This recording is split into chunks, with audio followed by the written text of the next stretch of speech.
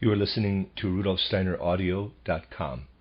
If you are listening to the podcast of this, it is located at RudolfSteiner.podbean.com. Please consider becoming a patron. As well, there are two publishing houses, SteinerBooks.org in America and RudolfSteinerPress.com in England, who are the sole publishers of Steiner into English and have given me permission to do these recordings. Please consider patronizing them as well. This is a reading of a special compilation by Rudolf Steiner for our time. It's on Epidemics, Spiritual Perspectives by Rudolf Steiner, compiled and edited by Taja Gut. I'm not sure I'm pronouncing that right. It's spelled T-A-J-A, Taja, and Gut, G-U-T. It's translated by J. Collis. And the first section is on epidemics and infection. Footnote: viruses were not discovered until around 1890, and in Steiner's day there was as yet little talk of viruses among the wider population. In the text quoted here, the word bacterium refers not only to bacteria, but also to all microorganisms that cause diseases, including viruses. Number 1, epidemics and infection. Every human being is an individual. The profoundest and most significant principle is that we must view the individuality of the human being as a unique reality, which is utterly different from that of any other human being. Fear of bacteria. It is maintained, and perhaps not without a degree of justification, or with some degree of one-sided justification, that orthodox medicine has created a real fear of bacteria. On the other hand, however, investigations have shown that the overall health of the population has improved in recent decades. Advocates of this view point profoundly to the percentage reduction in mortality rates in one place or another over the decades. But then there are also those who maintain that it is not so much a matter of considering external circumstances with regard to ill health. For them, the causes which lie within individual human beings are what matter: their proclivity for certain conditions, or whether their lifestyle is sensible or foolish. These people are more likely to point out that while the mortality rate has undeniably declined in recent times, there is nevertheless a shocking increase in the number of people who are ill. They emphasize the increase in certain specific forms of illness: heart diseases, cancers, illnesses that never used to be mentioned in medical literature, diseases of the digestive organs, and so on. Of course, the reasons given by both the one side and the other must be taken seriously. From a superficial point of view, it cannot be denied that bacteria are the most terrible causes of disease. But on the other hand, there is also no denying that individuals are either resistant to the causes of disease or they are not. They are not resistant if they have destroyed their ability to resist through living an inappropriate lifestyle. In olden times, people thought illnesses came from God. Nowadays, they are said to come from bacteria. How can we distinguish between an illness that can be accounted for by external circumstances and an illness for which the whole cause lies within the human organism, in a way that makes us think that it has come of its own accord without any external cause? Well, things are not quite so simple. Nevertheless, we are justified in saying that illnesses can occur for which a person may be particularly susceptible on account of his inner disposition. On the other hand, though, there are also many symptoms for which external causes can be discerned. For example, if we break a leg, we have to take external circumstances into account, although there may be other reasons as well. And the same goes for accidents caused by the weather. Conditions in city slums can also to some extent be regarded as external causes. The possibilities are manifold. It is easy to understand why the modern trend in medicine is to see illnesses as having been caused by external circumstances, especially bacteria. Indeed, this has gone so far that one individual with a sense of humor has declared, not without justification, nowadays illnesses come from bacteria just as in days gone by it was said that they came from God or the devil. In the 13th century, people said that illnesses came from God.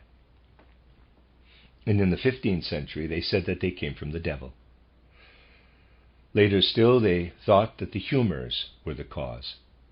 And nowadays, they are the result of bacteria. Thus have people's views supplanted one another over the ages. Fears conform to popular trends. The fear to which people succumb nowadays closely resembles the medieval fear of ghosts. This is our present fear of bacteria. These two states of fear are objectively the same. Ideas during the Middle Ages were in keeping with their time, just as our ideas nowadays befit our time.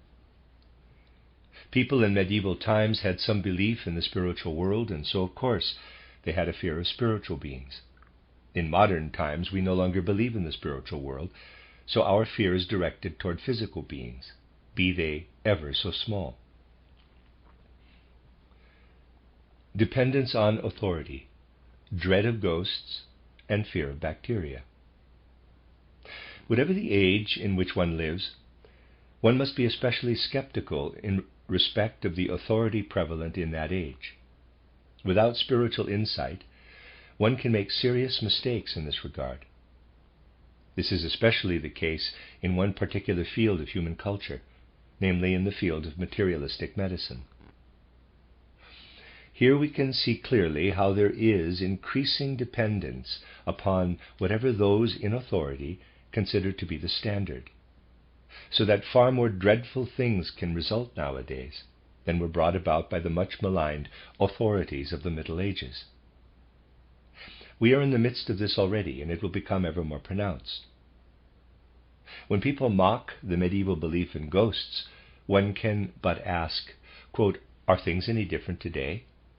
Is there any less fear of ghosts nowadays?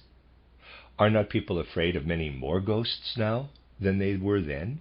Close quote. Things are far worse now than anyone can imagine. Think what must be going on in the human soul when we are told, quote, "There in the palm of your hand you have 60,000 bacteria." Close quote. Scientists in America have calculated the number of bacteria present in a single mustache. Surely such a thing ought to persuade us to say those medieval ghosts were at least respectable ghosts.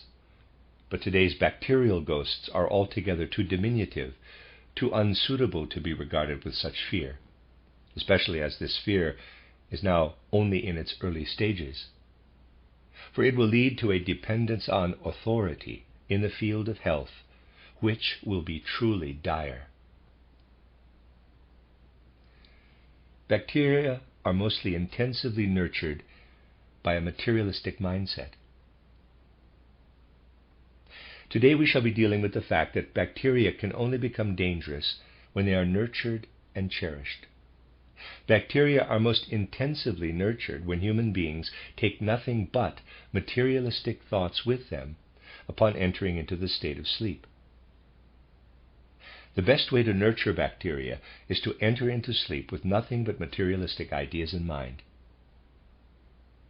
From out of the spiritual world, the eye and the astral body then work down into the organs of the physical body, which are neither the blood nor the nervous system. Going to sleep in a materialistic frame of mind is the very best way to nurture bacteria. Fear of epidemics provides the best habitat for bacteria. Actually, there is at least one other means that is as effective: to live within a seat of epidemic or endemic diseases, and to absorb only the case histories by which one is surrounded, while being entirely filled with a sense of dread concerning these illnesses. This is just as effective. If we can bring nothing up out of ourselves except fear of the illnesses which surround us at the seat of an epidemic, And if we go to sleep at night filled with nothing but thoughts of this fear, then we create unconscious replicas, imaginations, which are drenched in fear. And this is an excellent method for nurturing bacteria. But if we can reduce this fear even by a small amount in our everyday work, if, for example, in caring for the patients, we can forget that there might be a danger of becoming infected ourselves, then without a doubt we also reduce the nurturing care we lavish on the bacteria. Spiritual thoughts make all the difference. Much more could be done than anything put forward against bacteria nowadays by materialistic science. Hugely more could be contributed to the future of humanity if only one were able to put forward ideas which might turn people away from materialism and encourage them toward an active love for the Spirit. It is essential during this century for knowledge to be propagated about the spiritual world and about how that world is so very relevant for our physical life, how it is profoundly significant for the physical world, because we do indeed spend the time between going to sleep and waking up in that world, whence we continue to exercise influence over our physical body. The force of healing has to work through community. We shall have to get used to the idea that something can be seen in the healing force of spiritual science must begin to work through the human community. What would be the point if upon going to sleep an isolated individual here and there were to enter into the spiritual world with positive thoughts about that world, if he were surrounded on all sides by others who, with their materialistic thoughts and feelings and fears, which are always linked with materialism, persisted in caring for and nurturing the world of the bacteria? Parasitic entities, creatures of Ahriman. What actually is this world of the bacteria? This question brings us to a subject which is closely linked with the life of human beings. Out there in nature, we see the air filled with birds of all kinds. We see the water filled with fish. We see the animals bestirring themselves on the face of the earth. All these creatures in outer nature, perceived by us with our senses, are beings about which we rightly say that whatever form they take, even if from time to time they interfere in a damaging way with natural processes, they are, nonetheless, creations of an evolving divine world. But when we come to entities which live and work inside other living beings, in plants, in animals, or human beings, then we have to say, especially in the case of bacteria or similar entities living inside animal or specifically in human bodies, that these are certainly also created by spiritual beings, namely by Ahriman. The correct view to take concerning these entities which live in our world is that they are all linked with spiritual facts, namely with the relationships between the human being and Ahriman. As we know, these relationships between the human being and Ahriman are brought about by a materialistic mindset or by egoistic states of fear. So the correct way to view the situation in which parasitic entities are present in the world is to understand that wherever such parasitic entities are to be seen, they are symptoms of Ahriman's interference in the world. Bacteria, the symptom, not the cause of a disease. We are taking a very superficial view of the matter if we imagine that diseases are caused by all the flora and also fauna, as we shall see, that appear in the intestine or anywhere else in the human organism. It is really terrible to start to examine the literature on pathology today. In every chapter you come across statements about the discovery that this bacterium is associated with this disease or that bacterium with that disease, and so forth. All of these facts are extremely interesting as far as the botany and zoology of the human intestines are concerned. But none of it has any significance for illness, except possibly as a sign that allows us to recognize the disease.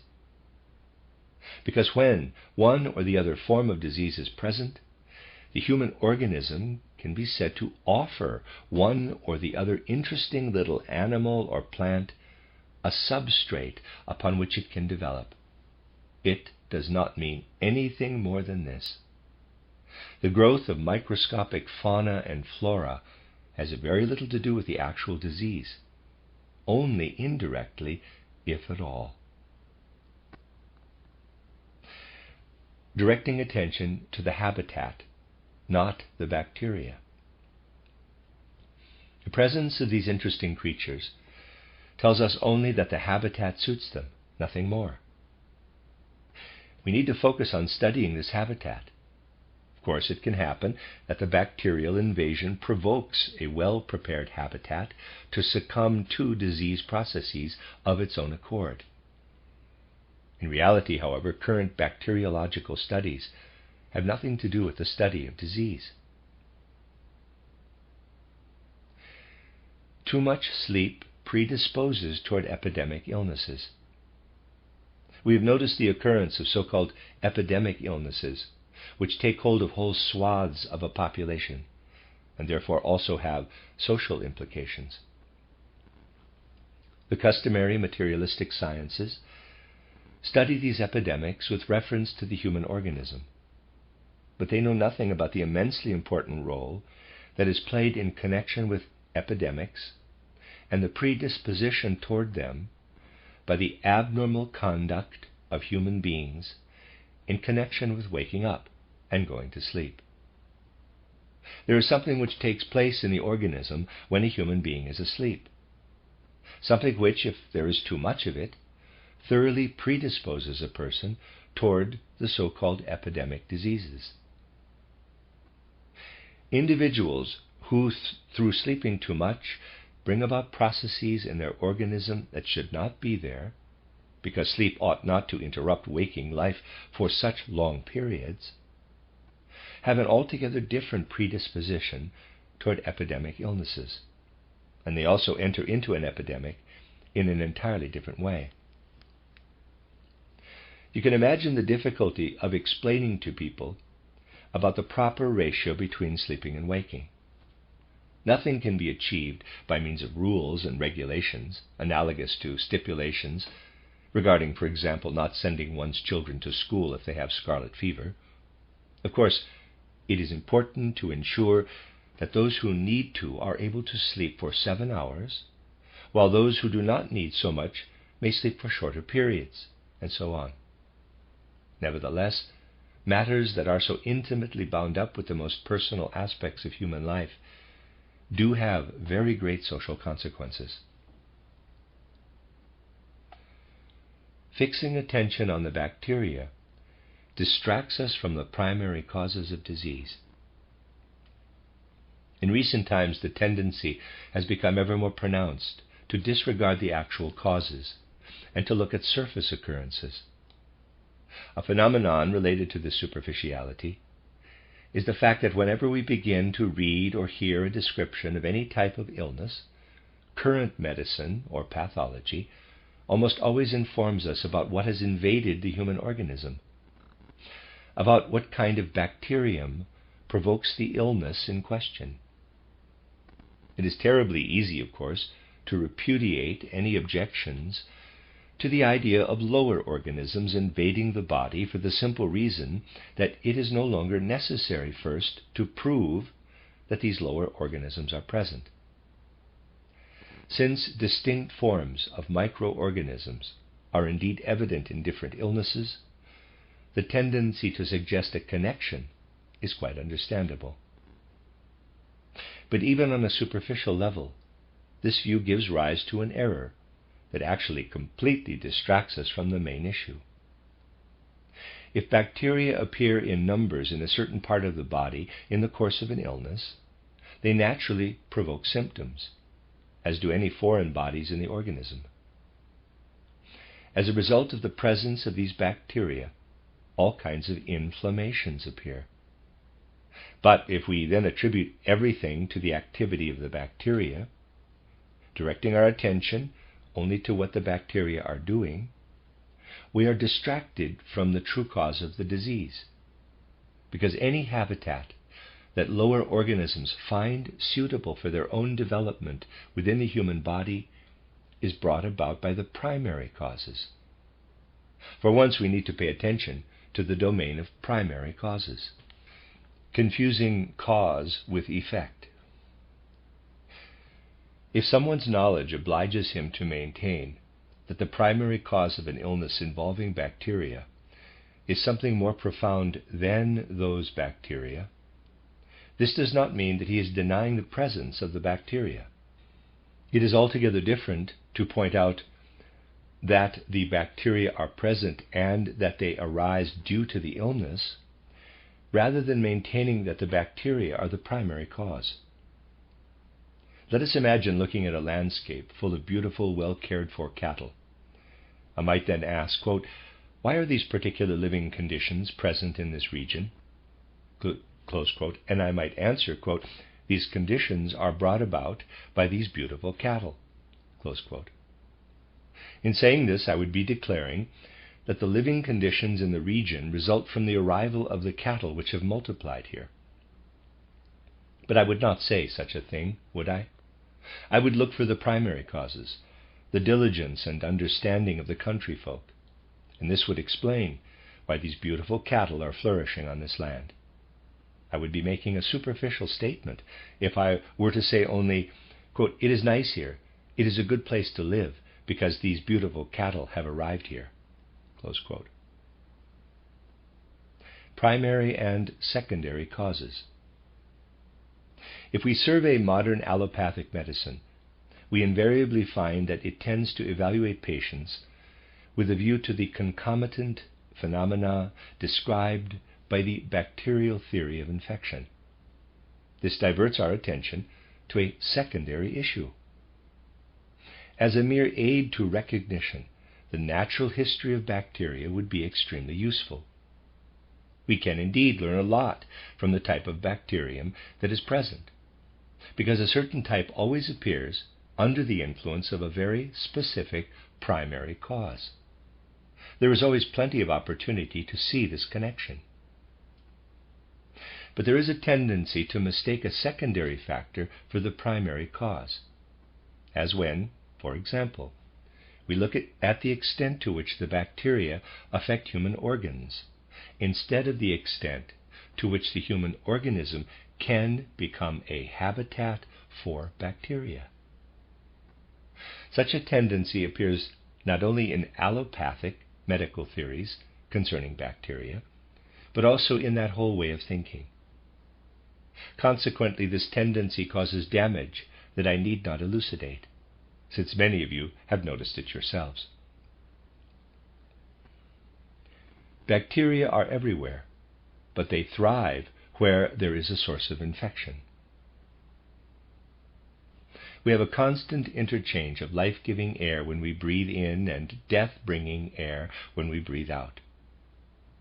Living and dying are constantly within us. And you will agree that it is very interesting to see how this living and dying becomes a part of the human being. To help you understand this, let me draw your attention to the fact that minute living creatures, bacteria, are present everywhere in nature. Countless such living creatures are flying all around us as we walk along, surrounded by the air.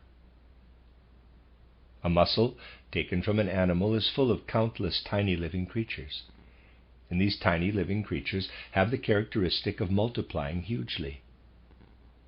One alone will scarcely have arrived before there are millions, especially of those that are smallest. They multiply hugely. The so-called infectious diseases rest on this. Not that these tiny living creatures cause the disease, but as soon as something in us falls sick, these tiny living creatures thrive.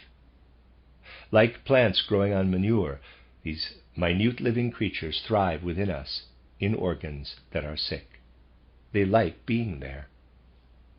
Anyone claiming that diseases come from the tiny living creatures, saying perhaps that influenza comes from the flu bacterium, might just as well maintain that the rain comes from the frogs he can hear croaking. Of course, the frogs croak when it rains, since being in the water, they sense the rain's arrival and the stimulus it brings. The frogs do not bring the rain, just as the bacteria do not bring influenza. But they are present where flu is present, just as the frogs inexplicably appear when the rain comes. So on the one hand, we should not say that researching bacteria is pointless. They do, after all, show that human beings are susceptible to disease, just as the frogs croak when it rains. We should not throw the baby out with the bathwater by saying that researching bacteria is unnecessary. But on the other hand, we ought to know that the bacteria do not cause the illness. It will never be correct to declare that there are bacteria for cholera and bacteria for influenza and so on. To do this is pure laziness, because we cannot be bothered to investigate the true causes of disease. The cholera bacterium can live only in the human intestine. When you remove such bacteria, such minute living creatures, from their surroundings, they can no longer stay alive. For example, you cannot remove a cholera bacterium from the human intestine and let it live just anywhere. This is not possible. It can live only in human intestines or in the intestines of rats and similar animals. These minute creatures always need a specific environment in order to live. Why is this so? That these tiny living creatures have a specific environment is a very important fact. When the cholera bacterium, let's say, is inside the human intestine, it is less affected by the force of gravity than when it has been removed. The Earth's gravity ruins the cholera bacterium when it is outside its element.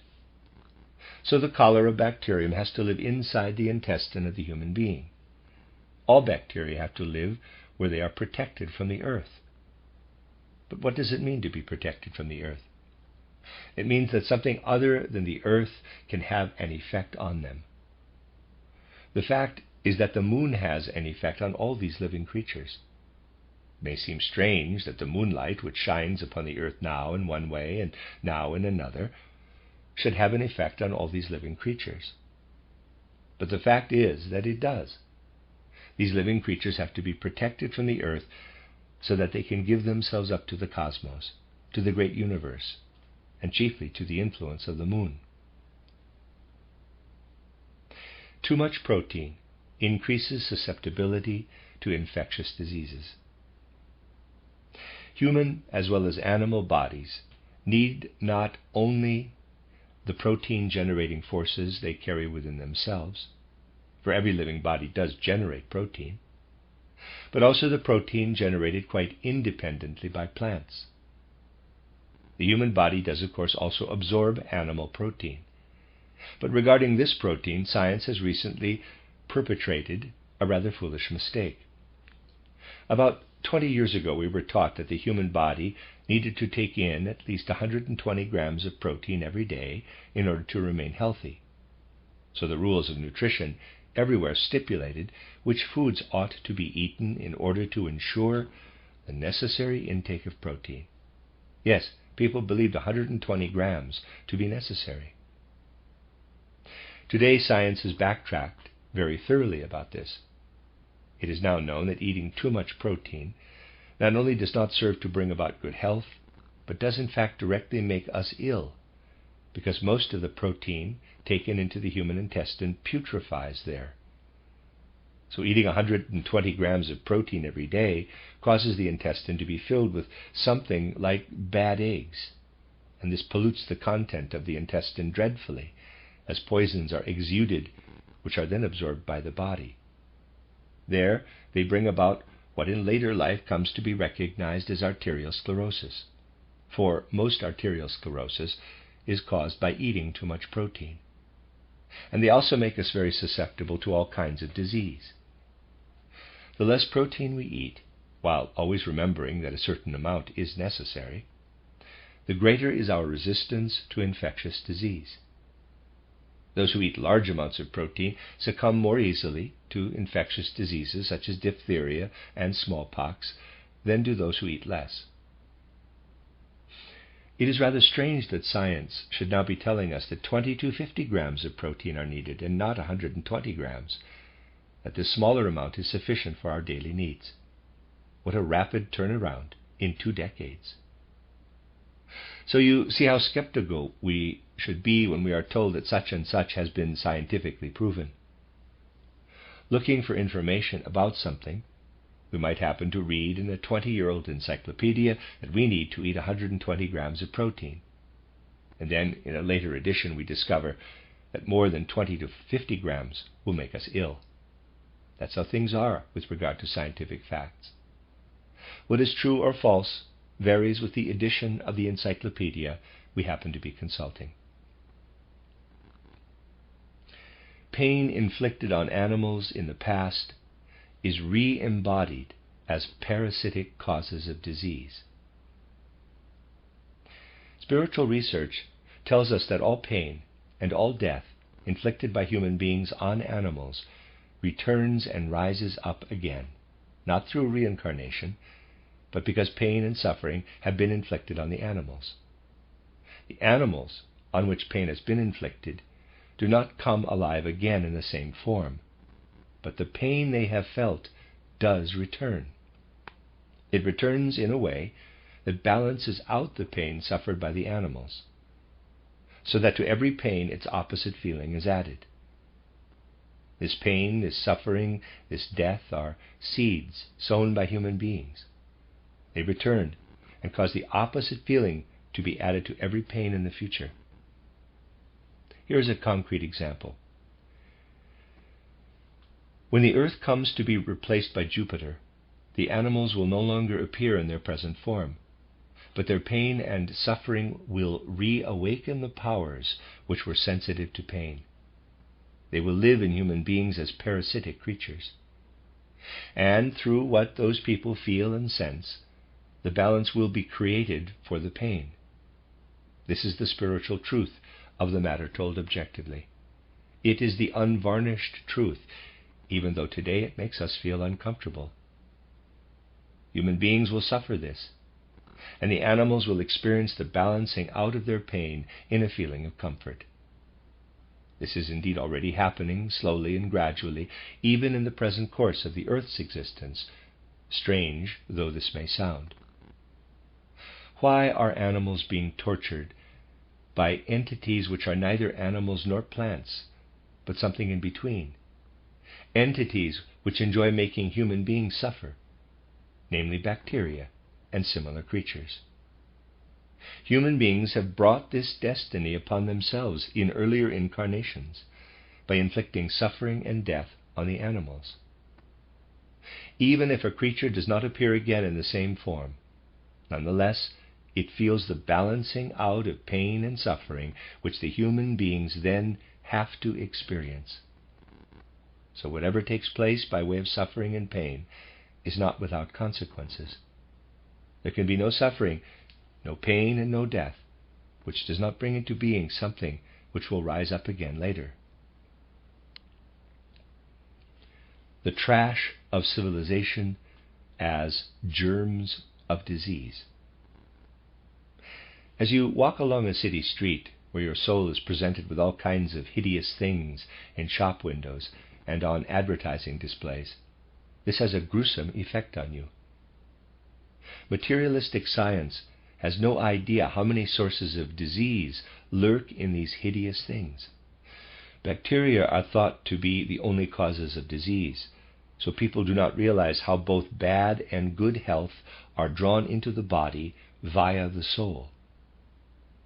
Those, however, who have gained an understanding of spiritual science will realize what can come into being when one absorbs one kind of picture or another as an internal image. In childhood illnesses such as scarlet fever and measles, the individuality is battling with the inherited physical body. legs are only meaningful when the earth's forces of gravity pass through them, when they are brought into the sphere of earthly gravity. It is only on the earth that legs, as well as arms and hands, have a purpose, which means that one whole part of our organization, in the way it has developed, is only meaningful when we are human beings living on the earth. What we are as human beings on the earth has no meaning as far as the cosmos is concerned. So when we arrive on the earth as beings of spirit and soul, we have the wish to build up an entirely different organization. We want to set up a boundary within which we can create various configurations. But we do not yet want a body that means nothing to the cosmos. It is given to us as a model, and we set up our second body to fit in with this model. In the first period of our life on earth, there is therefore a constant struggle between what has come to us from our previous life on earth and what we are presented with out of the stream of heredity. There is conflict between these two, and the illnesses of childhood are an expression of this strife. Just consider how intimately bound up our whole inner existence of soul and spirit is with our physical body during early childhood. When the second dentition begins, you can see how the second tooth pushes out the first, how they engage in battle with one another. And the second human being as a whole engages with the first in the same way. In the second human being, however, the super-earthly being is present, while in the first there is only an alien earthly model. These two engage with one another. And if you observe this mutual engagement correctly, you will notice how the inner part, which was present as a being of spirit and soul during the existence prior to birth, gains the upper hand for a while on account of battling especially strongly against the physical through being forced to conform too strongly with the model. And you will notice that it damages the model as it clashes with it, saying, quote, "I want to create this particular form out of you," close quote. This battle expresses itself in scarlet fever. But if the inner human being is so delicate that it keeps retreating, although it wants to form the assimilated substances more in accordance with its own nature, its fight with the model then takes the form of measles. This is a struggle that expresses itself in the illnesses of childhood. In medicine, nothing can be comprehended with the intellect. It is dreadful that people today want to understand everything with their intellect. In medicine, nothing at all can be grasped by the intellect. At best, one might be able to comprehend diseases suffered by the minerals. But it is, of course, not up to us to cure these. Everything in the field of medicine must be grasped through direct perception, so the faculty of direct perception must be developed for this purpose. Protection against infection. Approach infected persons without fear. The danger of becoming infected is exceptionally high in the case of smallpox. But we should not be so incautious as to think only of physical contagion as being the cause of becoming infected. In the case of smallpox specifically, psychological tendencies are especially strongly involved. Proof of this may be seen in the fact that one can very well gain protection by distancing oneself in the right way.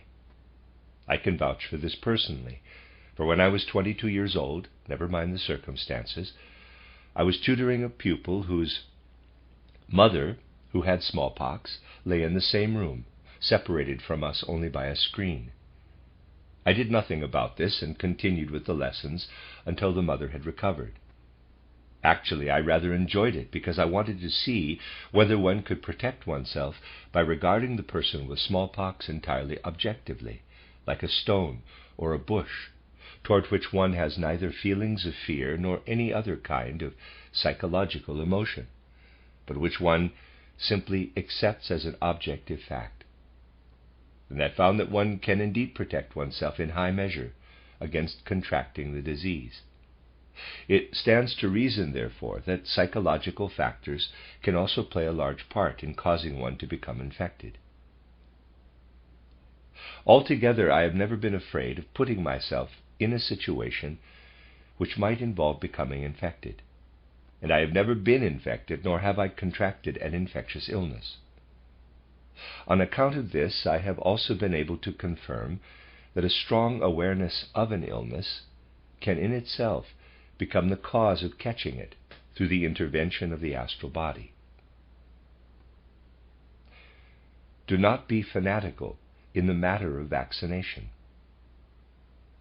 And what about vaccination against smallpox? This is a specific case. If one vaccinates someone, but also educates that person in an anthroposophical way, no damage will be done. Such vaccination is only damaging to someone who grows up thinking chiefly materialistic thoughts. In this case, vaccination becomes a kind of Ahrimanic force, so that the individual cannot rise above a certain degree of materialistic feelings. The cause for concern regarding the smallpox vaccination is that the individual becomes, as it were, inwardly clothed with a phantom. That person has a phantom which prevents him from extricating his soul elements from his physical organism, as is the case in normal consciousness. Such a person becomes constitutionally materialistic and can no longer rise to spiritual things. This is the risk with regard to vaccination. Of course, statistics are always put forward in such situations, but it is questionable whether much store can be set by statistics in these matters. In the case of smallpox vaccination, it is the soul element that is important. And of course, the belief that vaccination will help plays a large role here. If one could put something else in the place of this belief, if one can educate human beings in ways which befit their nature, so that they can be affected by something other than the matter of vaccination, and can instead come closer once more to the spiritual element, then it would be quite possible to work against the unconscious thought, quote, "Here comes a smallpox epidemic," close quote. If it were possible instead to be completely aware, quote, "Here comes something spiritual which is undesirable, against which I must remain firm," close quote, then this would be just as effective in making people strong in opposition to such influences. A question from the audience, quote, "Where I live, for example, the effect of education and so on is very difficult. So what should I do about it?" Close quote. Well, in such situations, you have to vaccinate. There's nothing for it. Not for medical reasons, but on general anthroposophical grounds, I would emphatically not recommend any fanatical opposition to vaccination. We are not aiming to put up a fanatical opposition to these things. What we want to do is change things in an overall way by means of insight. With any physicians who are friends of mine, I have always made known my opposition to acting fanatically. For example, in the case of Dr. Ash, who absolutely insisted on not vaccinating. I have always been against this attitude. If one doctor doesn't vaccinate, well, then another will. It is entirely absurd to act fanatically in isolation. Distinguishing between primary causes and infection, with tuberculosis as an example. Contagion is still a valid concept here. However, because people who are gravely ill with tuberculosis do affect their fellow human beings, and exposure to a tubercular patient's environment can indeed make it possible for what is otherwise a mere effect to once again become a cause. I always attempt to use an analogy or comparison to clarify this relationship between the primary genesis of a disease and contagion. Let us assume I meet a friend in the street whose personal relationships normally do not concern me. This friend is sad, and with good reason. because one of his friends has died. I have no direct connection to the deceased person, but upon meeting my friend and hearing about his grief, I begin to feel sad with him. His sadness, however, is due to a direct cause, while mine is due to contagion. But it remains true that only the relationship between myself and my friend supplies the necessary prerequisite for this contagion. In this way, concepts of primary occurrence and contagion are both fully justified, especially with regard to tuberculosis. These concepts, however, really need to be applied rationally. Tuberculosis sanatoriums are sometimes actual breeding grounds for tuberculosis. If tubercular patients have to be crammed together in sanatoriums, then at least these buildings should be torn down periodically and replaced with new ones whenever possible. After a certain length of time, tuberculosis sanatoriums always ought to be replaced. The strange thing about it is that tubercular patients themselves have the greatest predisposition to infection, which means that otherwise curable patients with the illness may become worse if they are in the proximity of those who are more seriously ill. Sunlight destroys tubercular bacteria. I don't know whether many of you experienced how truly awful it was some time ago when those ridiculous prohibitions against spitting in public came into effect everywhere in the attempt to combat tuberculosis. Such prohibitions are ridiculous for the simple reason that, as everyone should know, even ordinary sunlight kills tubercle bacteria in a very short time. If you examine sputum after a very short time, there are no more tubercle bacteria in it. Sunlight kills them immediately. Even if the supposition of ordinary medicine were correct, prohibiting spitting would still be highly ridiculous. At most, such prohibitions make sense in terms of ordinary cleanliness, but not in terms of public hygiene in the broadest sense. If we once again begin to assess the facts correctly, this example is very significant, because it reminds us that the bacterium belonging to the fauna or flora of tuberculosis cannot survive in sunlight. The bacterium cannot survive there. It is not adapted to sunlight. But where can it survive? In the interior of the human body. And why can it survive precisely there? Not that it does the actual damage, but we have to look at what is active in the diseased body. Here we encounter a situation we have tended to disregard. We are constantly surrounded by light, and light, as you probably recall from studying science, is extremely significant in the development of non-human organisms, and especially for all the flora outside the human being. We are surrounded by this light. But something very significant happens to this light, which is purely etheric, at the boundary between ourselves and the outer world. It is and must be transformed. You see, just as the process of becoming plant-like is arrested by human beings, interrupted and counteracted by the formation of carbon dioxide, what is active in the light is also broken off. Thus, if we look for light within the human being, it must be different, a metamorphosis of light. As soon as we cross the boundary into the interior of the human being, we find metamorphosed light. This means that we, human beings, not only transform ordinary, tangible, natural processes within ourselves, we also transform intangibles. We transform light. We turn it into something else. If judged correctly, the fact that the tubercle bacterium does well within the human being, but immediately perishes in the presence of sunlight, is simply evidence that this bacterium is in its element in the product of the transformation of light that appears inside the human being. Therefore, if the bacterium thrives too well there, something must be wrong with this transformed light. Taking this finding as your starting point, you can realize that one of the causes of tuberculosis must be the fact that within the human being, who would otherwise not take in an excess of ever-present tubercle bacteria, something that should not happen is happening to this transformed light, this metamorphosis of light. Tubercle bacteria are always present, although not in sufficient quantities, but they are superabundant in a person who contracts tuberculosis.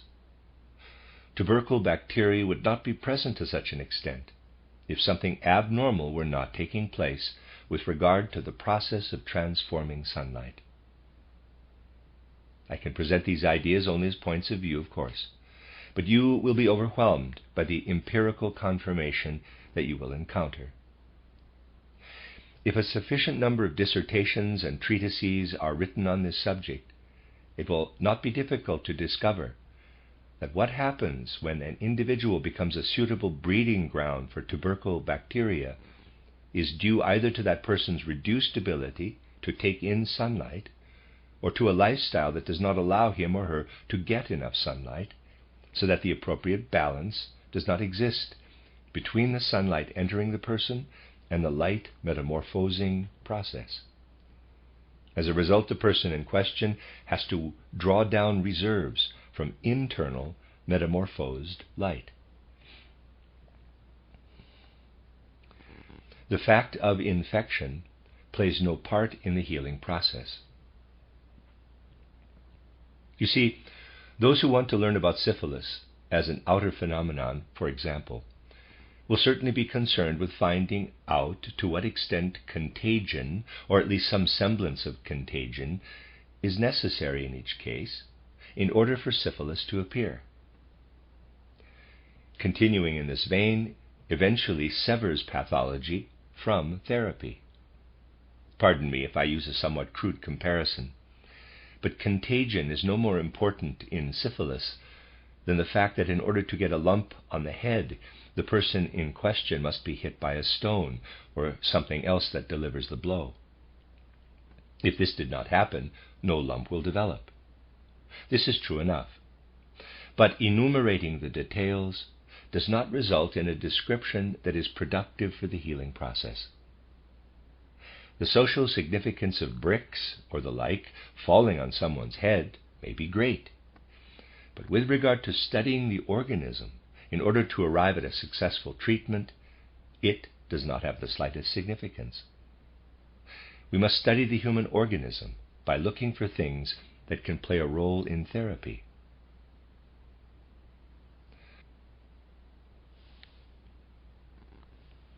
The end of the first section. You are listening to RudolfSteinerAudio.com. If you are listening to the podcast of this, it is located at RudolfSteiner.podbean.com. Please consider becoming a patron. As well, there are two publishing houses, SteinerBooks.org in America and RudolfSteinerPress.com in England, who are the sole publishers of Steiner into English and have given me permission to do these recordings. Please consider patronizing them as well. This is a reading of a compilation by Rudolf Steiner entitled On Epidemics, and it's translated by J. Collis. This is section 2 on karma and epidemics. Susceptibility to epidemics through karma. What is present in the ether body in one life will come to expression in the physical body in the next life. A bad habit in a previous life leads to an illness in the next. And of course, a good habit becomes the cause of good health. A specific passion will bring us a specific illness in our next life. It could be possible to see how a person's disposition toward infectious diseases comes about in this way. We know well how one person can visit anyone and go to all places where epidemics or infectious diseases are prevalent, without being in any danger of contracting these diseases. Yet someone else picks up every disease up off the street, as it were, and immediately becomes infected. Someone who is an initiate knows very well that a predisposition toward infectious diseases is the result of the former life, in which the individual was very egoistically acquisitive and always strove to amass riches in a selfish way. A person wanting to grow rich in one life is causing himself damage in his next incarnation. This egoistic urge to gather possessions and riches is a characteristic of the ether body, which in the next life lays down a disposition for contracting infectious diseases. The causes of disease and the karma of a nation. In seeking to gain information about health and sickness, one must take into consideration that many factors all work together. The causes of disease do not necessarily lie in one's individual karma. In matters of disease, there is also such a thing as the karma of a nation. Predispositions for disease may be attributed to specific characteristics in one's previous life. What develops in the ether body penetrates into the physical body in the next life.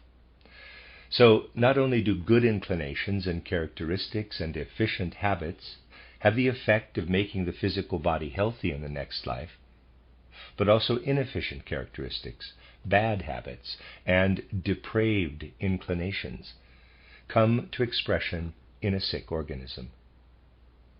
This should not be taken to mean that a specific disease stems from a specific characteristic, but that certain predispositions to disease always lead back to specific characteristics and traits of temperament in a former life. So, someone who has lived a life with depraved characteristics will have in his present life an organism that is more prone to physical illnesses than may be the case with another person.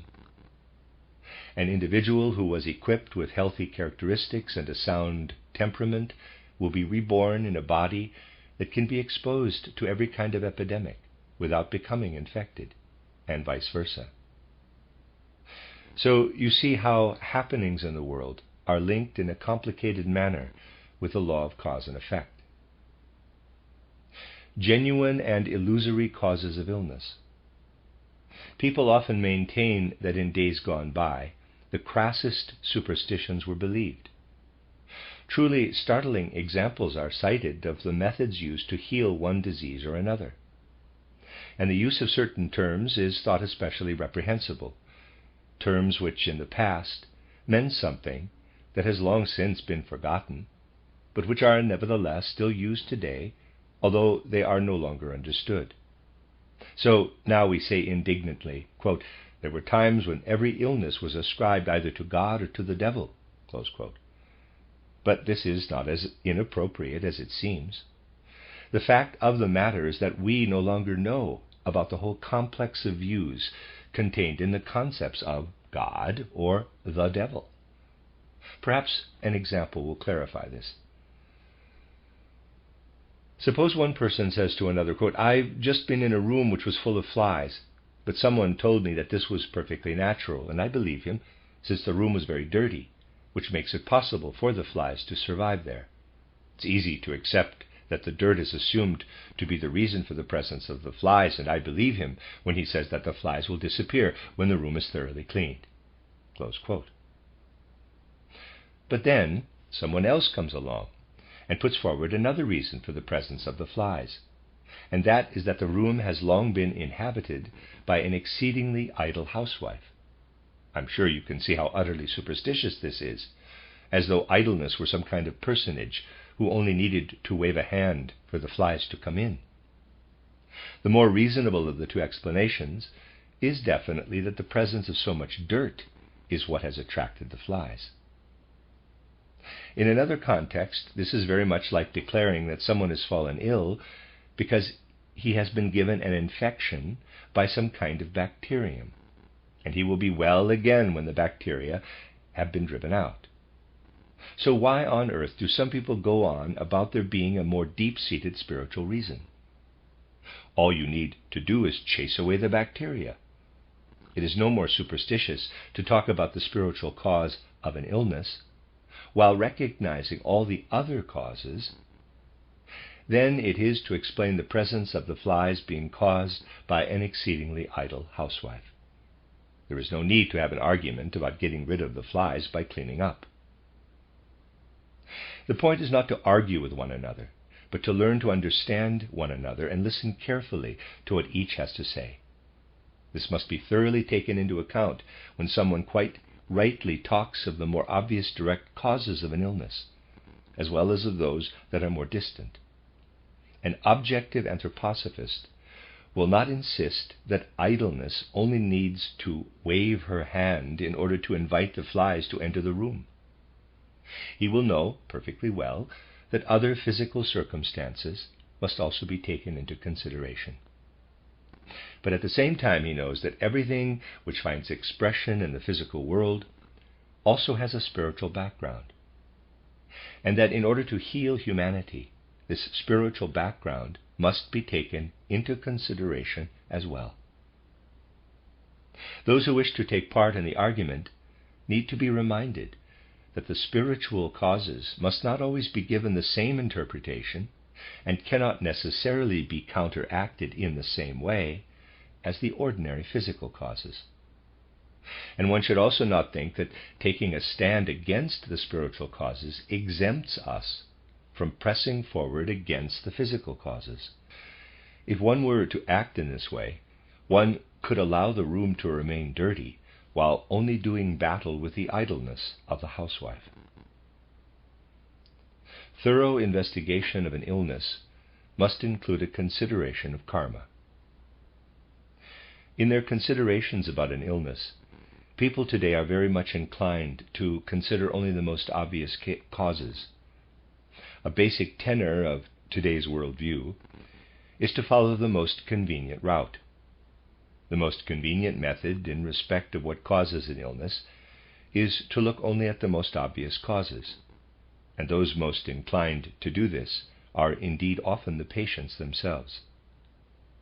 But those who endeavor to study karma in its most manifold effects will always extend their view beyond what takes place in the present time in order to include events that lie in the far distant past. They will above all reach the conviction that a thorough understanding of the facts of a case concerning a human being can only be gained by opening up one's view to include the happenings of long ago. This is especially the case where sicknesses are concerned. How does a weak sense of self in an earlier incarnation influence the likelihood of succumbing to an epidemic? Let us assume that in his previous life an individual functioned with a sense of his own I which was far too weak, a sense of his I which gave in far too readily to the outside world, so that the effect was one of dependency and loss of self, to an extent that is no longer appropriate in the present cycle of human evolution. His lack of a sense of self caused him to act in a certain way in an incarnation. In the period of Kamaloka, he had before him the actions which flowed from that lack of a feeling of self. The resulting tendency which arises in him makes him say, I must develop forces within me that increase my sense of self. In a future incarnation, I must create an opportunity to work against the resistance put up by my body, against the forces which come to meet me from my physical body, from my ether and astral bodies, so that my sense of self is strengthened. I must develop a body which shows me the consequences of having a weak sense of self. The individual will not be fully aware of what then takes place in the coming life, for it will have its effect, more or less, in a subconscious realm. He will strive toward having an incarnation in which his sense of self is confronted with the most robust resistance, so that it has to exert itself to the utmost. He will be magnetically attracted to regions and opportunities that place stronger obstacles in his path, and where his sense of self is forced to live to the full in opposition to the organization of the three bodies. Strange though this may seem to you, individuals who are burdened with the karma of entering into life in the way I have described will search out opportunities to be born in a place where they will be exposed, for example, to a cholera epidemic. This is what will give them the opportunity to practice the kind of resistance I have been describing. What the sick individual will have to undergo inwardly in opposing his three bodies can then lead in his next incarnation to a considerable enhancement of his sense of self. How does a strong sense of self in an earlier incarnation influence the likelihood of succumbing to an epidemic? Let us now take another striking example, namely the opposite case, to help you understand what all this is about. During his time in Kamaloka, an individual sees that he performed a number of actions under the influence of a sense of self that was too powerful. He realizes that he must restrain his sense of self, that he must subdue it somewhat. He must now seek out opportunities in his next incarnation in which his three bodies, in the new incarnation, do not confront him with any obstacles, so that, however hard he may try, there will be no limitations. The conditions for this will be presented when he is attracted to a situation in which he will encounter malaria. Here we have a case of an illness brought about by karma, and this also explains how an individual is led by an intelligence higher than that available to his normal consciousness toward opportunities for developing himself further during the course of his karma. If you bear in mind what we have been discussing, you will find it easy to understand the significance of the epidemic nature of illnesses. There are many possible examples, all of which would show how an individual, through experiences in Kamaloka, comes to seek out opportunities for contracting one illness or another, so that, by overcoming it, and by gaining more forces of self-healing, he can be led upward along the path of life. Is it permissible to impede karmic compensation by means of preventive measures against epidemics? How is it that, as human beings on earth, we must endeavor to correct the harmful influences of the ancient moon forces? As humans on earth, we will surely sense that we should not wish for volcanic eruptions and earthquakes, and that we are not permitted to destroy our organs ourselves in order to support the beneficial working of the spiritual powers. But we should be able to say to ourselves with some justification, when an epidemic breaks out somewhere, this is because it will bring something into being which we are seeking, so that a balancing out may occur. And we may assume that we are driven into certain situations so as to experience some specific damage. For in overcoming that damage, we shall overcome ourselves in a way that will take us further in our quest for greater perfection. But what is the situation with regard to hygienic and sanitary measures? Might not someone say, quote, "Aha, so epidemics are a good thing. Therefore it must be wrong to institute all kinds of health-promoting arrangements in order to prevent such influences from playing their part." Close quote. We shall see that this is not the case, although only under certain circumstances. We are now ready in our next discussion to understand situations in which beneficial influences actually inflict damage on an organ in order, on the one hand, to prevent us from falling victim to Maya, but on the other hand, to make us aware of the effects we bring about when we sidestep such beneficial influences by instituting sanitary and hygienic measures against diseases. Measures that counter the karmic effects of epidemics. There have been times when humanity was not capable of instituting measures to counteract epidemics. Those were the days when the overall wise plan for the world intended epidemics to work in a way that would give human souls the opportunity to counterbalance what had come about through Ahrimanic influence, and also through certain earlier Luciferic influences. Nowadays, different preconditions are being introduced, and this is once again taking place under the auspices of certain broader karmic laws.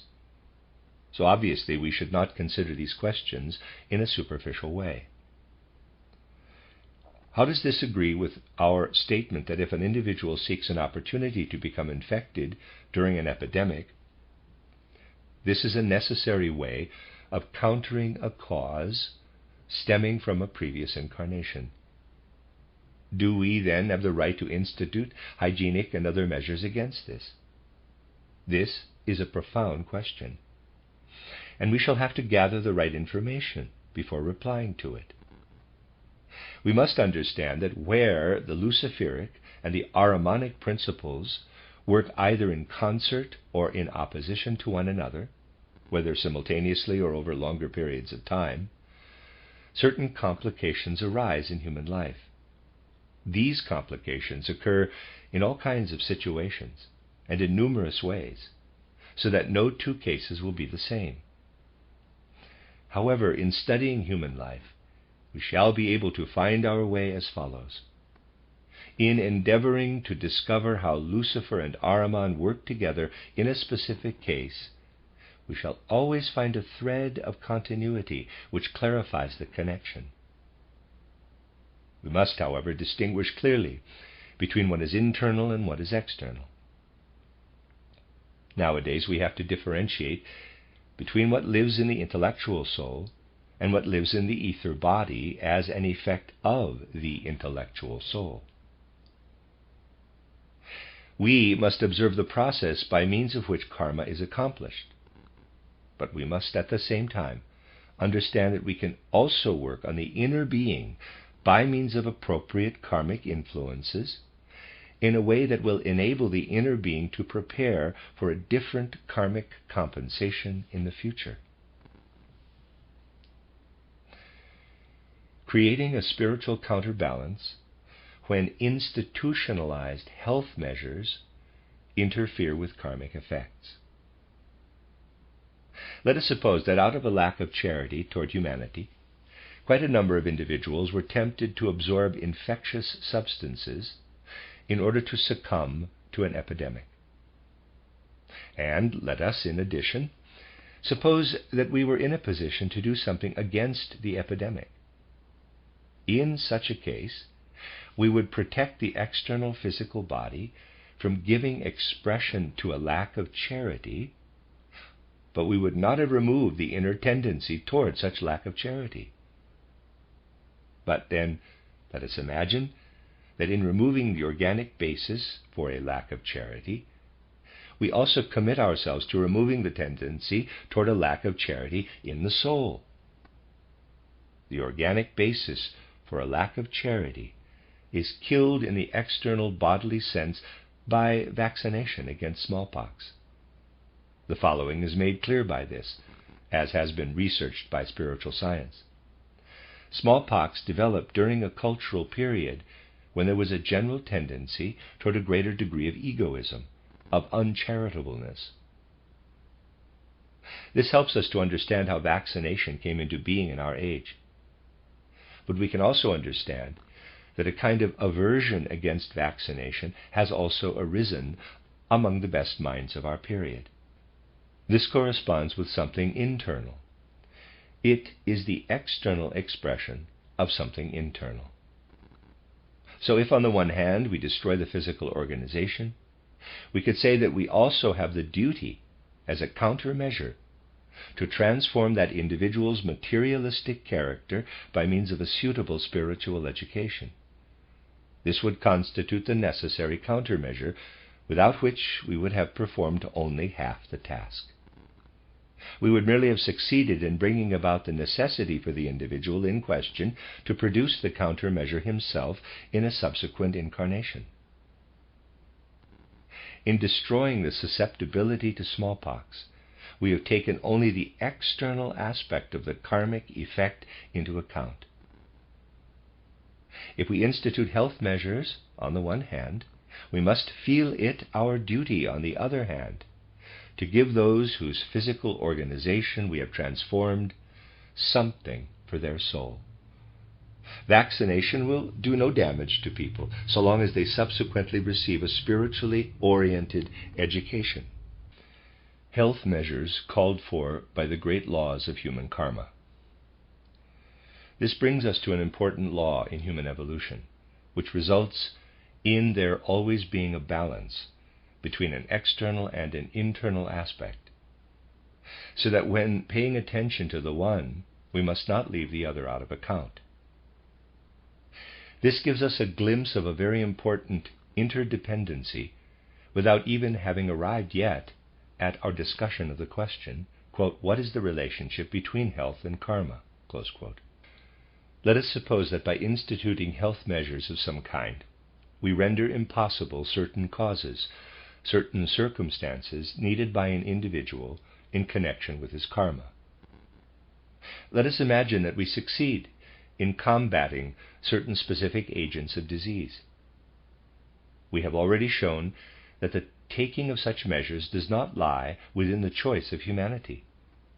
We have seen that in a certain period the tendency toward cleanliness, for example, is felt simply because it had disappeared in the intervening period and has now in a new period become necessary once again. We can glean from this that our adoption of one measure or another at a particular moment in history is governed by the great laws of human karma.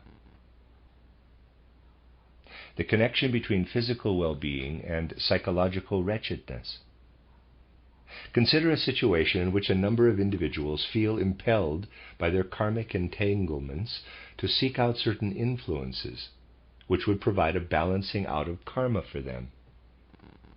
Health measures, however, have meanwhile done away with those influences or circumstances, so the individuals concerned cannot find them. Yet this does not free them from their need for a specific karmic effect, so they are obliged to seek out others instead. Human beings cannot escape their karma. Such measures do not free them from seeking what in other circumstances they would have sought. It is a fact that a good number of external influences and causes are being removed, which would otherwise have been sought as a means of balancing out certain karmic matters with which humanity burdened itself in former times. All we do by instituting such measures is to remove the likelihood of falling prey to external influences. We merely make people's external life more congenial or more healthy. The only achievement has been to oblige people who would have found the karmic compensation they needed through a specific illness to look for this compensation by other means. The souls who have been saved by these measures in respect of their health are now condemned to look to other means for the compensatory karma they require. Having been granted greater physical comfort through enjoying better health, their physical life has been made easier. But their soul is influenced in the opposite way. In their soul, they gradually come to experience an emptiness, a dissatisfaction, a sense of being unfulfilled. If external life were to continue growing ever more enjoyable and ever more healthy in accordance with the general idea of what our purely materialistic life could be like, such souls would increasingly lack a stimulus to work at their own development. Psychological wretchedness would constitute the parallel development. This is already becoming evident to those who look at life more closely. It is unlikely that there has ever been an age in which people have lived such comfortable external lives while going about with such wretched, unfulfilled souls. These people hurry from one sensational event to the next. If their financial situation permits, they travel from city to city in order to see the sights, or if they are obliged to remain in one city, they rush from one entertainment to the next, evening after evening. Yet their soul life remains wretched, in no longer knowing what to look for in the world, which might yield some worthwhile content. Souls suffer increasingly, while external life grows ever more healthy. That's the end of section 2 of On Epidemics. You are listening to RudolfSteinerAudio.com. If you are listening to the podcast of this, it is located at RudolfSteiner.podbean.com. Please consider becoming a patron. As well, there are 2 publishing houses, SteinerBooks.org in America and RudolfSteinerPress.com in England, who are the sole publishers of Steiner in English and have given me permission to do these recordings. Please consider patronizing them as well. This is a reading of a compilation of comments and statements by Rudolf Steiner on epidemics. This is part 3, translated by J. Collis, entitled The Spiritual Background of Epidemics. Bacteria, a consequence of aromatic hosts having been cast down upon the earth. The forces present in bacteria, and whatever bacteria do, are a consequence of the aromatic hosts of heaven having been cast down upon the earth, of the dragon having been conquered. Another consequence of that victory is that the aromatic Mephistophelian way of thinking has been spreading across the earth since the end of the 70s of the 19th century. We can therefore say that on the physical level, diseases involving bacteria, and equally also present-day intellectual materialism, have their source in the realm of soul and spirit. In a higher sense, the 2 things are most certainly comparable. Cosmic rhythms and epidemic diseases. For example, although rats carry certain epidemic diseases, it cannot be said that a disease comes from the rats. They are merely the carriers which spread the disease.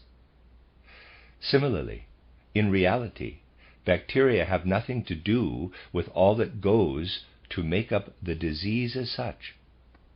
Just as events of spirit and soul lie behind the outer symptoms of history, so do cosmological events lie behind the manifestations of bodily states of health. It is the rhythmical course of cosmic events that is important. This is what we must study. We should ask what cosmic constellations surrounded us during the 80s of the 19th century, when today's influenza appeared in its milder form. And in what cosmic constellations are we living at present? What is going on in the cosmic rhythm to cause the earlier form of influenza to appear again now more severely? Just as we have to discover the rhythms in the sequence of historical events, so must we look for a specific rhythm that lies behind the occurrence of certain epidemic diseases. Medical science must be founded on cosmological symptomatology. Do you believe that people will really begin to understand these things unless they condescend to look at a proper cosmology with the help of spiritual science? It was thought foolish, and in this form it is indeed foolish, when it was said, the tendency of humanity to make war is connected with sunspot periods. But a point will always be reached when even a statement of this kind is no longer regarded as entirely foolish. Namely, when it is said that the occurrence of certain pathological impulses in connection with the life of the temperaments is linked with cosmological phenomena such as the rhythmically recurring sunspot periods. And if these little chaps, these minute fellows, bacteria, rats, can really carry from one person to another something that has a cosmological connection, then this is a secondary matter, although it can be easily proven. But it is not the main thing. Above all, we must realize that we shall not be able to understand the main thing if we are unwilling to study the peripheral symptoms as well. It will also not be possible to make headway in matters of public sanitation, hygiene, and medicine if we do not study a cosmological, not a historical, but a cosmological symptomatology. The fact is that whatever lives on the earth in the form of diseases is actually sent down from the heavens. And that is the end of section 3. It's very short, so I'm going to include section 4 in this particular recording on protection during epidemics. Logical thinking as a protection during epidemics. Logical, clear thinking has a strengthening and health-promoting effect on the physical body, making it less susceptible to disease. Those who, like mathematicians, are accustomed to think in this way have less to fear when paying visits to cholera hospitals and such places. In this way, confidence is established in all matters of outer and inner life. Strong individuals will listen only to their own inner voice, while those who are weak are inclined to wait for advice and suggestions from others. The importance of sleep in relation to health and sickness.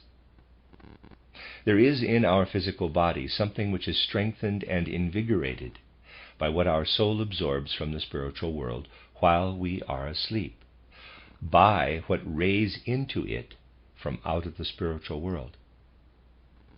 While we are asleep, the sun of our eye and our astral body sets in respect of the life of our nerves and blood, and begins to shine for the other organic processes in our body. So it is indeed really easy to understand that sleep is an important medicine, and that unhealthy sleep is indeed one of the most influential causes of disease, especially with regard to certain inner processes of the body. Medieval fear of ghosts and modern fear of bacteria. As we know, human life changes with regard to some things, and yet certain fundamental nuances of life remain the same over long periods of time. Thus there was a specific fear during the Middle Ages, a fear that today is seen as darkest superstition, namely the fear of ghosts, of all kinds of elemental beings and sprites. For us today this is merely a medieval superstition. Well, nowadays the object has changed, but the fear remains. For today it is not ghosts of which we are afraid, as was the case in the Middle Ages, but so-called bacteria and similar entities. Well, it could be said that ghosts were relatively suitable as objects of fear, more so than the entities nowadays known as bacteria and such like. All that has changed is the fact that in those days people were more spiritual and thus feared spiritual things, such as the elemental beings, whereas today we are more materialistic in our outlook, so that our ghosts must also be more physical. This is perfectly in keeping with the age of materialism. Materialistic ideas, carried over into sleep, encourage bacteria. What I wanted to emphasize was the fact that spiritual science does indeed show us that bacteria, for example, need to be carefully tended in the human body if they are to flourish properly. Human beings have to take care of them.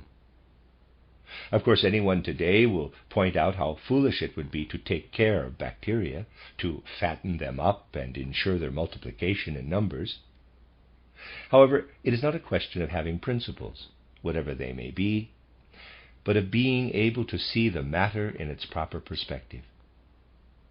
Thus, knowledge gained through spiritual science cannot deny that bacteria are actively encouraged to flourish when, for example, an eye, capital, and an astral body, which feed solely on materialistic ideas and deny any spiritual perspectives, depart from the body during sleep without admitting that other forces from the spiritual world stream into the physical organs in their place and become greatly beneficial for the life of bacteria. If you really want to fatten up bacteria, there is no better method than to take crude materialistic ideas with you into sleep, thus calling up Ahrimanic forces which pour into your organism and become nurses for the bacteria. The crucial importance of human community.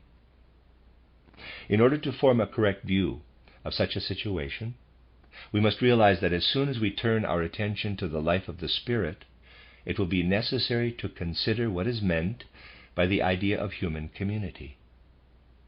Collaboration within a human community is immensely more important in respect of the spiritual effects it brings about than it is in respect of the consequences that occur only on the physical plane.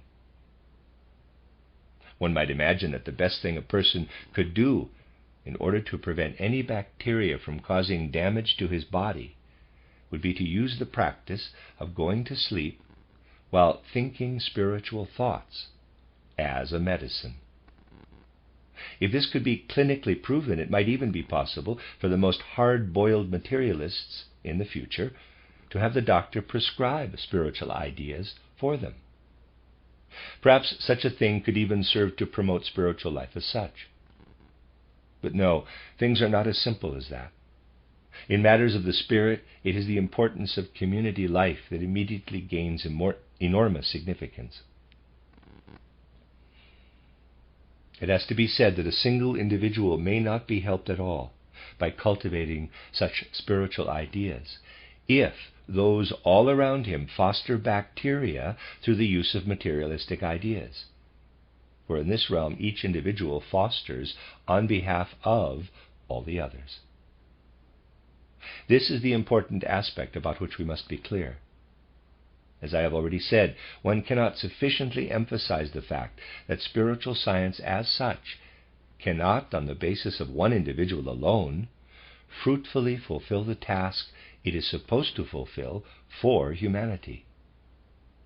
It is not enough for isolated individuals to take up spiritual science.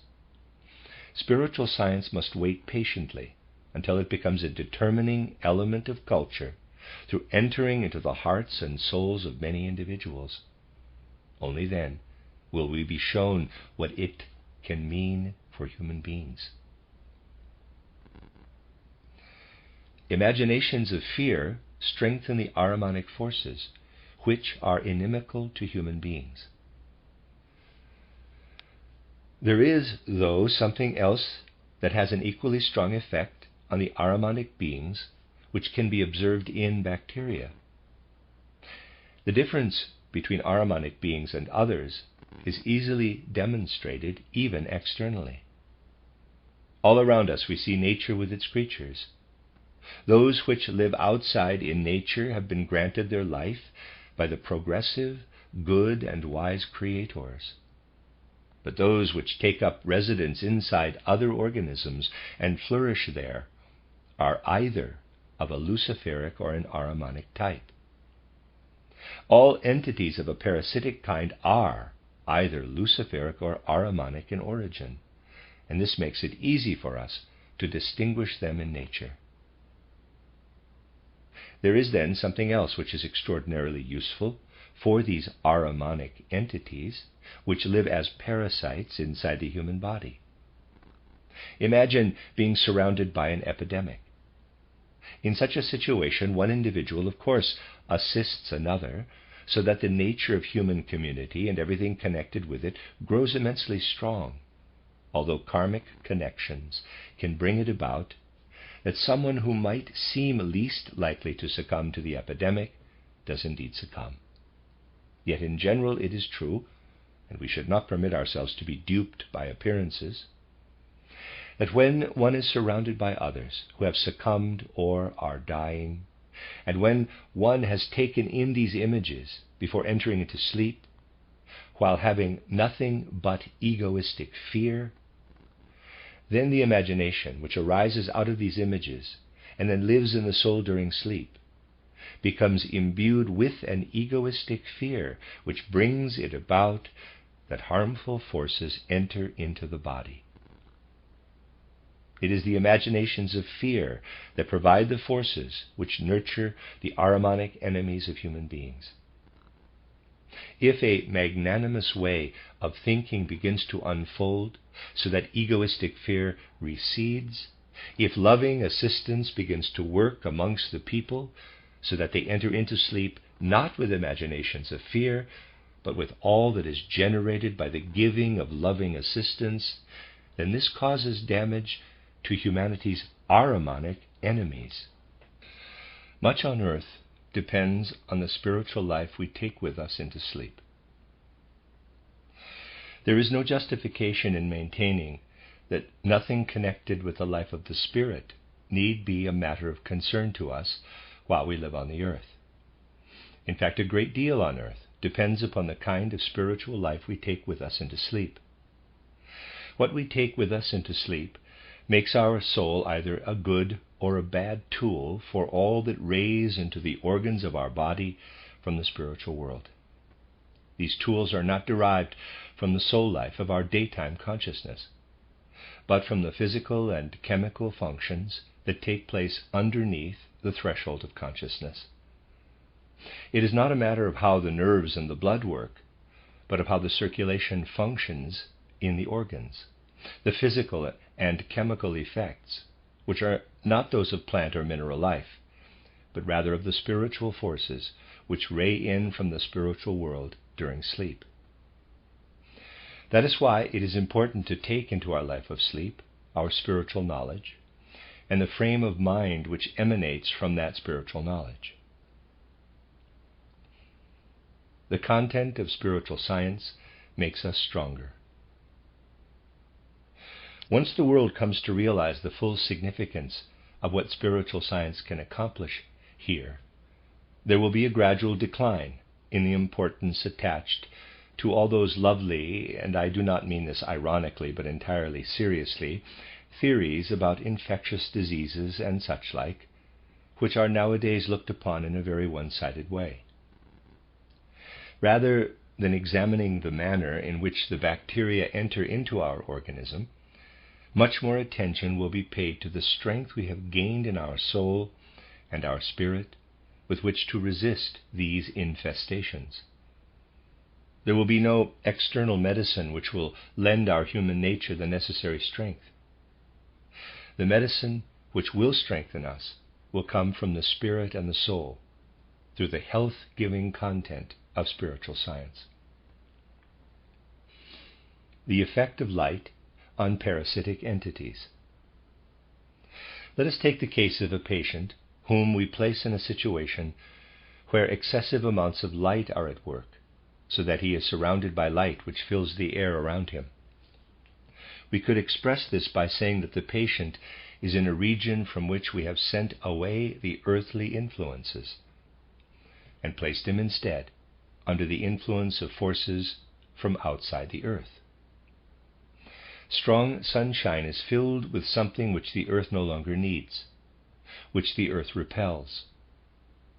So the patient enters into the region where an influence comes from outside the earth. By placing the patient in air that is shone through by the sun, we affect his rhythmic organism. We affect his rhythmic organism very strongly, so that an irregular metabolism which is exposed to this light will regulate itself because of the strong influence that the rhythm has upon it. This then explains how the treatment with light and air works for patients who are sent to a spa. Cures of this kind are especially recommended for patients who possess a very low resistance to parasitic invasions. There is no need to be an adherent of the theory of bacteria, for it is simply a matter of understanding that the presence of parasites indicates that there are more deep-seated reasons why the patients in question are prone to attracting and retaining bacteria. Bacteria are really never the actual cause of a disease, but rather merely an indicator of the patient having the causes within himself. Research into bacteria is important, of course, but its purpose is simply to find a knowledge basis for what is happening. The organic causes of the disease lie within the patient, and what works against these causes is something from the cosmos which absorbs and surrounds the earth without being totally absorbed by it. It is a superabundance of something, a superabundance of sun, a superabundance of light, and so on. This is what works effectively in these situations, something which is over and above what makes the earth sprout and germinate, something which makes it begin to sparkle and shine, something which contains more light than is needed merely for sprouting and germinating. And that's going to be the end of this section, section 3, which consists of parts 3 and 4 of the book. You are listening to RudolfSteinerAudio.com. If you are listening to the podcast of this, it is located at RudolfSteiner.podbean.com. Please consider becoming a patron. As well, there are 2 publishing houses, SteinerBooks.org in America and RudolfSteinerPress.com in England, who are the sole publishers of Steiner into English and have given me permission to do these recordings. Please consider patronizing them as well. This is a reading of a small compilation of statements on epidemics by Rudolf Steiner. The last section contained parts 3 and 4, and this is part 4 of the whole book, or the last part of the book, part 4, which contains section 5, entitled Present Causes of Future Epidemics, translated by J. Collis. Materialism leads to future epidemic diseases of the nervous system.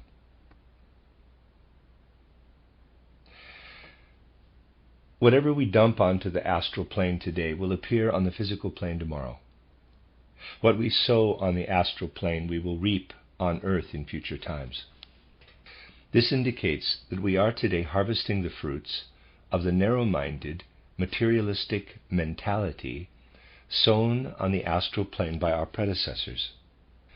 So we may conclude how fundamentally important are spiritual truths. If science today were to accept the gifts of spiritual science, even if only as hypotheses, the whole world would change. Materialism has plunged human beings into depths which are so dark that an inconceivable effort will be required to extricate them once more. Humanity is falling under the influence of nervous diseases, which are unfolding into very epidemics of psychological illness. Something which we here refer to as feelings, and which is to be found on the astral plane, is now returning to earth as a reality. Nervous disorders which exhaust human beings come from the astral plane. The karma of materialism, future epidemics of insanity. The materialism of science is in the first instance a consequence of materialism in religion. There would be no such thing if the religious life were not drenched in materialism. Those who today are too lazy to enter into the religious realm in depth are the very ones who have generated the materialism of the sciences. This shattering of the nerves brought about by materialism is affecting whole swaths of the population, whole nations, as well as individuals. If the stream of spirituality fails to gain sufficient impetus and thus win over also those who are lazy and easygoing, then the karmic consequence, the nervous impairment, will increasingly influence humanity. Just as the Middle Ages saw epidemics of leprosy, so in future will the materialistic outlook generate serious nervous diseases, whole epidemics of insanity, and whole peoples will succumb. Insight into this aspect of karmic law ought to bring it about that spiritual science is no longer a matter of dispute, but something that can be a means of healing for the whole of humanity. The more humanity turns toward spirituality, the more will everything that has to do with diseases of the nervous system and of the soul be eliminated. The most harmful effect of materialism lies in the realm of the religious life. Karma is worked out not only in individuals but also in nations and indeed in humanity as a whole. If you have studied the history of spiritual life in Europe, you will know that materialism has been gaining ground over the last 400 years or so. This materialism is least harmful in the sciences, for here any mistakes can easily be recognized and corrected.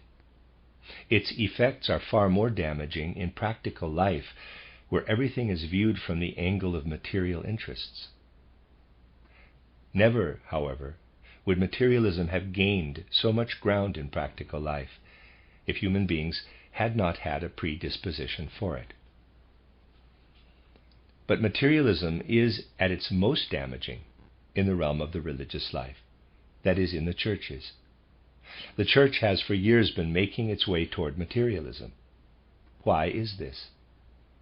If you were to go back to the days of early Christianity, you would never come across any claim that the creation of the world really took 7 days to be completed, as is so often presumed nowadays, and that the, in quotes, seventh day should be imagined as a day during which someone sits down on a chair in order to rest after heavy physical exertion. Our materialistic age no longer has any knowledge about the reality of the 7 days of creation. It is now down to anthroposophy once again to enlighten humanity as to the true meaning of that ancient document known as Genesis. The materialistic attitude in religion has penetrated most deeply into the life of the nations. It is an attitude which will dominate increasingly in the field of religion, so that here there will be less and less understanding of the spiritual, as opposed to the physical material element. You will surely admit that materialistic thoughts, feelings, and will impulses have increasingly come to penetrate humanity's whole concept of life, and this will in the end put its stamp upon the health of future generations. Without spirituality, mental illnesses would attain epidemic proportions. An age which believed in nothing but physical matter would breed descendants with bodies in which there was no longer a proper center, so that symptoms of neurasthenia and nervous disease would arise.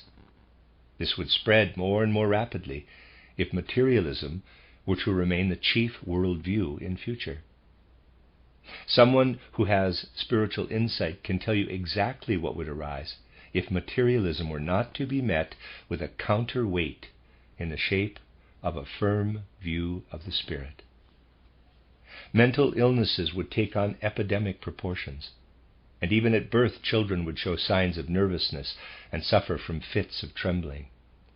And a further consequence of materialistic attitudes is a human race such as we see around us even today, which lacks any powers of concentration. The law of karma is not about a blind faith in fate.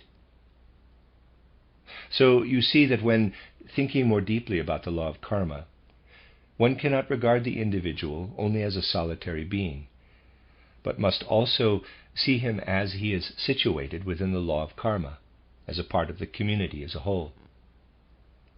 The law of karma is not something that can be comprehended by those who want to believe only in blind fatalism.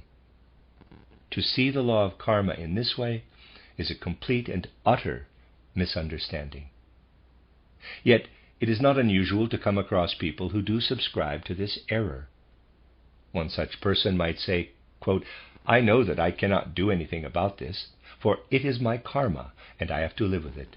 Close quote. Or another says, quote, "There is a person who is suffering, but it is not up to me to help him, because it is his karma, so he must live with it." Close quote. All such reactions amount to a completely nonsensical interpretation of the concept of karma.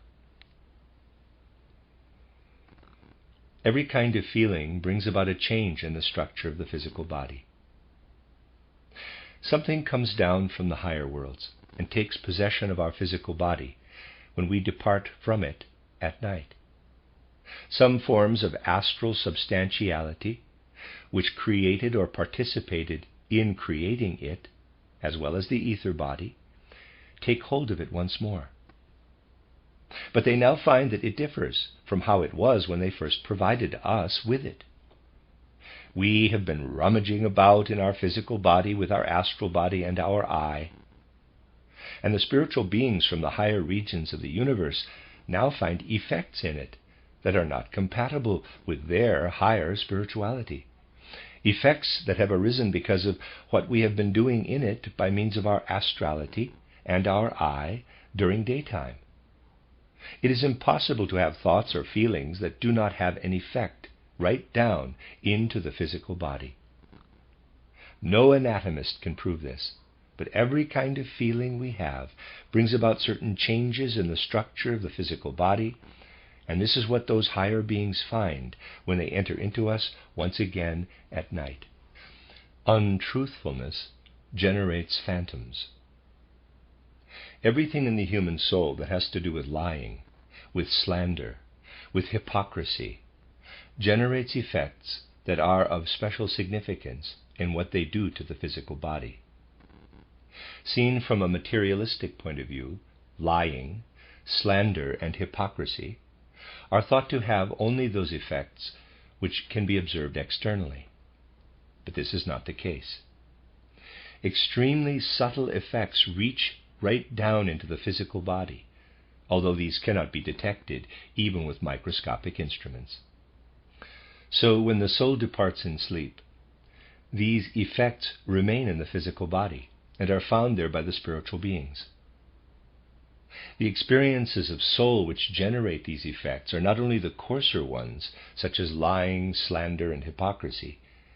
Even little conventional lies, for example, those made necessary today by social mores, are not without effect. Lying out of politeness or for the sake of good manners, and the whole range of insincerities and hypocrisy and minor aspersions, even only in thought, all this gets expressed in the effects on the physical body, and is then found by the spirits when they descend. And because all this is there within the physical body during the night, something specific is brought about. Fragments of the substance of the beings descending into the body are torn off. Certain parts of those higher beings are tied off. The consequence of lying and hypocrisy and slander during the day is that at night certain beings are tied off, and because of this they gain a kind of resemblance with the human physical body. They develop an independent existence in the spiritual world which surrounds us. They are beings of the class known as phantoms. Phantoms are spiritual entities that express something in their external physiognomy through being, in a way, copies of the human form and its bodily members. Their materiality is so attenuated that they are invisible to our physical eyes, yet they do have what one must call a physical form. With clairvoyance one can see, buzzing through the air, pieces of human heads, human hands, whole bodies, and also of the insides of human beings, the stomach, the heart. All these phantoms which have tied themselves off as a consequence of lying, hypocrisy, and slander. Phantoms created through lying feed on bacteria. Phantoms which constantly buzz about in our spiritual environment are a proof to you that human life itself causes entities to come into existence that affect human beings in ways that are by no means beneficial. They possess certain characteristics which are intelligent, but have no moral feelings of responsibility. They keep their life on the go by putting obstacles in people's way, obstacles that are far greater than what we call bacteria. And something else happens as well. Important causes of illness can be found in such entities. Having been created by human beings, these phantoms find very good opportunities for their existence in bacteria. One could even say that they feed on the bacteria. They would become quite desiccated in their spiritual nature if this food were not available. Yet, on the other hand, the bacteria are, in a way, also created by them. Human beings then create whole hosts of spiritual beings in the phantom class through lying, slander, and hypocrisy. Inappropriate social regulations generate ghosts. The situation is similar in the case of the ether body from which the human being departs at night. The human ether body can only exist if it is permeated by higher beings. So when the astral body has departed, those beings dip down into the ether body in its place. We must grasp this fully.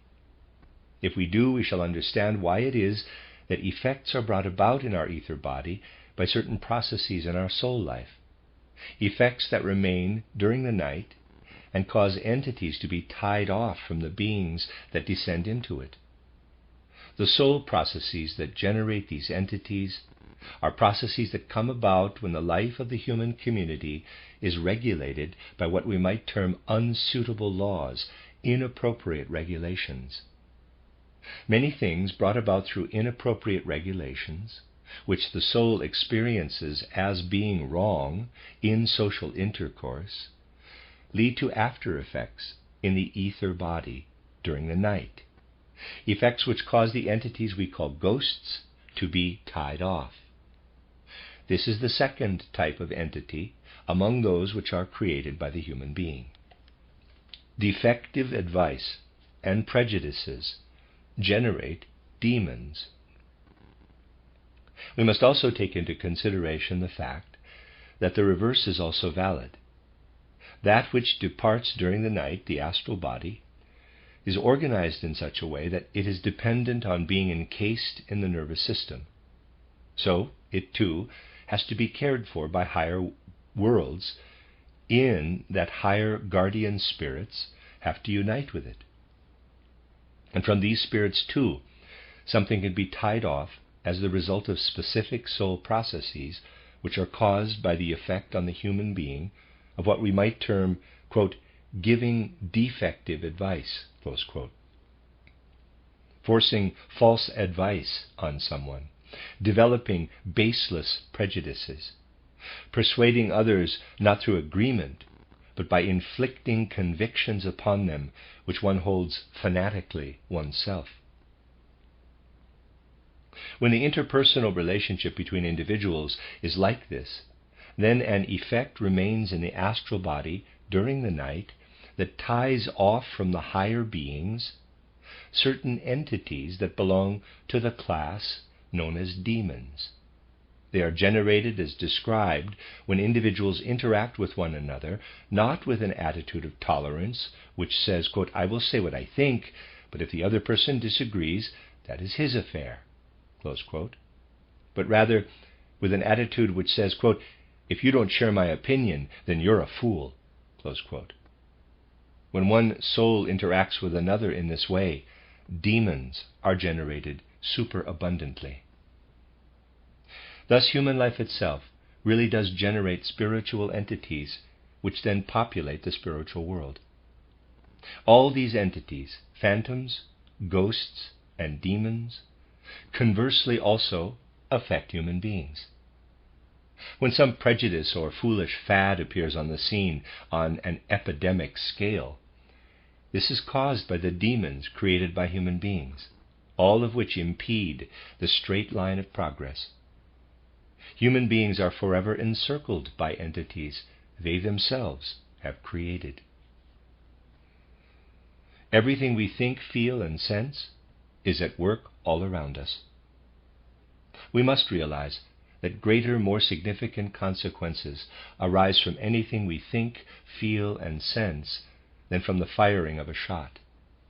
The latter may be bad, but it is only considered to be more dangerous because we are able to perceive it with our unsubtle senses, whereas we are incapable of observing those other consequences at all. That is the end of section 5 and the end of the book, a compilation of statements by Rudolf Steiner entitled On Epidemics.